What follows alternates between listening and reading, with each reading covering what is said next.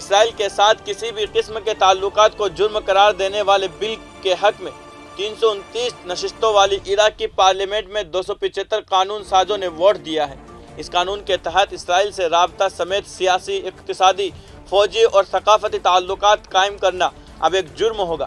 Parliament کے ایک بیان میں کہا گیا ہے کہ یہ قانون عراق کی عوام کے جذبات کی ترجمانی کرتا ہے۔ عراقی قانون سازوں نے جمعرات کو اسرائیل کے ساتھ تعلقات کو معمول پر لانے اور کارروائی تعلقات سمیت کسی بھی قسم کے تعلقات کو جرم قرار دینے والا بل منظور کیا ہے۔ پارلیمنٹ میں ایک بیان میں کہا گیا ہے کہ یہ قانون عراقی عوام کے جذبات کی ترجمانی کرتا ہے۔ ملک کے با اثر شیعہ عالم مقتدی الصدر، جن کی جماعت نے گزشتہ سال عراق کی پارلیمان انتخابات میں سب سے زیادہ نشستیں حاصل کی تھی، انہوں نے عراقیوں سے اس عظیم کامیابی پر شکرانے کی نوافل پڑھنے اور جشن منانے کے لیے سڑکوں پر نکلنے کا مطالبہ کیا ہے۔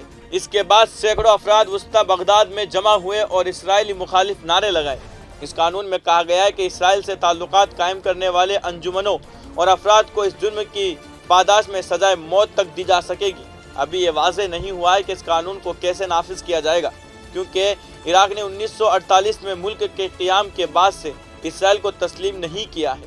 دونوں ممالک کے درمیان سفارتی تعلقات نہیں ہیں۔ اس قانون سازی میں عراق میں کام کرنے والی کمپنیوں پر بھی خطرات منڈلانے لگے ہیں، کیونکہ ان کے اسرائیلی تعلقات بھی اس بل کی خلاف ورزی میں شامل ہوں گے۔